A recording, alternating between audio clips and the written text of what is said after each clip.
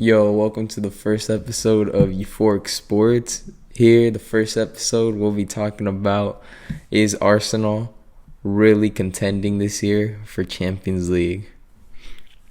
Well, this year so far after 11 games, they are 5th place with 20 points, 6 points away from Chelsea, who are top of the league, and 2 points away from Liverpool, that are in 4th, and they play them after the international break. They'll play them in Anfield, and if Arsenal could upset them and get the win, they'll be in top 4. But will Arsenal finish top 4 is the real question. Well, they've been playing very well since they've lost their 3 games at the beginning of the season to Brentford, Chelsea, and City. After that, they haven't lost and gone on a 10-game winning streak, where the young players such as Smith Rowe and Saka have overperformed to expectations. And I believe, really, that Arsenal could contend for Champions League, but I don't believe they will get it. I think they'll get top 6 for sure, and top 6 should be good enough for Arteta to keep his job. But not only could they upset everyone's predictions about Arsenal and get top 4, I think they could and have a good chance of getting top 4 instead of Man United, West Ham, Leicester, Tottenham. Because really, the new tactics that Arteta has come up with the new players he's brought in, have actually done very well and gotten big wins against teams like Leicester in Leicester's home, and beaten Tottenham very convincingly, have beaten these teams. And Arteta seems like he's finally found his starting 11, even with Xhaka being out, who I really think was a liability and think Lokonga has done better. Even Maitland-Niles had a really good game against Watford. And you got guys like Smith Rowe, who have been playing brilliant on the left flank. And then Lacazette has been playing very well, with Odegaard being hurt and in and out of the lineup. And I really hope Odegaard can play to the 40 million, 35 million clause we bought him for. And I really think Arteta has really proven himself, and so far it looks like not sacking him was a good decision. And all those Man United trolls, they were saying, oh, Arteta in, we need more Arteta in, Ole is better than him. So far, Ole has capitulated with all the big signings, and Arteta with all these signings that were called bust. Man, it's looking good for Arsenal right now. And I personally believe Arsenal will get top 6. I don't see them getting Champions League. Usually around this time, they'll probably start losing a little bit. I personally, going into the Liverpool game, I got no expectation. So if Arsenal can beat Liverpool and beat Man United, definitely you got to count them in as being top 4. But I believe they'll get 3 points out of it. I think they can beat Man United, but Liverpool is a stretch. I know they just lost to West Ham, and I think they'll bounce back, and that game will be against They'll be against Arsenal. Yeah, Arsenal have succeeded in Anfield before. I believe last year they beat them 2-1, where that was when Reece Nelson was getting game time and even scored, and Lacazette as well, but that was off errors. And I don't think Liverpool will really be giving as much errors due to how good they've been playing prior to West Ham. I think they played pretty well, but just have lost points here and there. They drew to City, drew to Brentford. In those games, they weren't really lost because Liverpool was bad. It's just that Brentford has been playing out of their mind. And at that point, they were top 4, but that was early days. Now they've dropped into reality. But tying to Man City, they really should have lost that, but Mo Salah showed quality there and got a goal to really tie it. And that was brilliant from Mo Salah, showing why he's a top 3 player in the Premier League. And then, Arsenal have gotten big wins. I think Arteta, if he can beat Klopp in Anfield again, and this time with fans, I think that will be a really big message to the rest of the league, showing that Arsenal are really about it this year. And then I think the key to winning that game is going to be Aubameyang. I have confidence that the defense could concede less than one or goals, maybe a clean sheet, or maybe just one goal. But I think the key will be the attacking. The attacking has been the liability this year. Just beating Norwich and Burnley 1-0 isn't going to cut it. You got to win those games more convincingly. You got Liverpool. They got Van Dijk, who's going to be playing in the back. They'll either play one of these three as his partner, Konate, Matip, or Joe Gomez. They're all good options. Then you got Trent Alexander-Arnold and Robertson, who's going to be playing the fullbacks. And it's a really solid back line.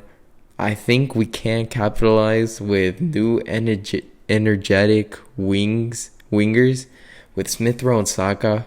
I think they'll be the X factor as well. It's just the attacking. The attacking will be good, or it needs to be good to get the 3 points.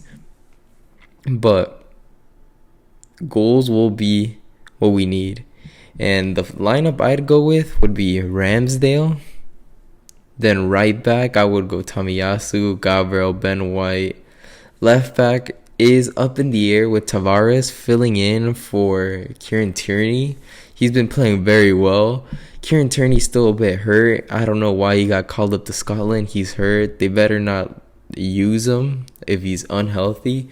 But I would go with Tavares if Tierney is not healthy. But the real question is, if Tierney was healthy, do you go with Tavares or Tierney? I would probably go with Tavares just because, Tierney, even before the injury, he was giving a lot of mistakes, and Tavares has come in and done very well. So I would still respect the player who's been in form, play him. And then for the midfield, you got a same lineup, 4-2-3-1. So 2 center mids, got to go Thomas Partey and his partner. You could even say Maitland-Niles, but I wouldn't go Maitland-Niles. I would go Lokonga, just because Lokonga has done very well with Granit Xhaka being out. And personally, Granit Xhaka should not be starting after this. Lokonga and Maitland-Niles have proven to be better than him. After last year, he was really bad, giving up foolish goals that I just couldn't believe this guy was in the Premier League winning millions. But I think you give Lokonga and Partey. That has been working so far, and defensively it's great. Going forward, Lokonga brings a new versatility going forward as well. And then for the center attacking mid, if Odegaard is healthy, I would probably I would go Odegaard. But if he's not healthy, Lacazette, he's done pretty well, but Odegaard's very creative. Even against Watford, he should have scored, but Aubameyang stole his goal. But, it's just the striker trying to get a goal in. But that was foolish from Aubameyang. He had a very poor game. And then you go Odegaard, center attacking mid. Right wing, right mid. You got to go Saka, left mid, Smith Rowe. They've been some of the very performing youngsters right now. Those have been some of the key factors to our wins, Smith Rowe and Saka. Even though I expect more from Saka, I kind of expected what Smith Rowe's been doing from Saka. But Smith Rowe has been brilliant. I think he's a top five youngster right now. He's good. He got called up to the national team finally. I mean, all it took was 3 goals in 3 games, but yeah, he's been playing out of his mind. You got guys like Rio Ferdinand and Jamie Carragher giving the guy props. Definitely should be playing week in, week out, taking the spot away from a 72 million winger on Pepe. Pepe's been bad, you could say lack of playing time, but no, when I see him on the field, he's not as good as Smith Rowe. I think the only person that could be coming in is Martinelli, but for some reason Arteta doesn't believe Martinelli should be playing. But that should be the wingers week in, week out. It's been working. Now for striker, the Aubameyang, you pay $350,000, you gotta play him. It's up to him to come in and score goals. We really need him to score. He did well, I guess, against the Villa and Leicester didn't really score. I mean, Villa, he scored a rebound penalty, and then he missed the penalty against Watford. He's going the same way where everything's getting blocked. So he's either got to switch it up, or I don't know. He's just got to score it. He's really just got to score these. But it's really, the X factor will be Aubameyang. It's going to be a really good test, though, for the back line going up against Liverpool's front three. You know, you could say they had a test against Tottenham with Son, Kane, and Lucas Moura. Even though Kane has been out of form, Son got a goal. Moura got subbed off kind of early, not too early. And then now you're playing up against Mo Salah, who's been top 3 so far this season. Definitely 2, arguably 1. Then you got Sadio Mane, who's class. And then will they play Roberto Firmino or Diego Jota?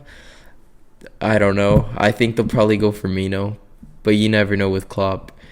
But yeah, Arteta will be up against the best manager in the Premier League right now. Be a great test.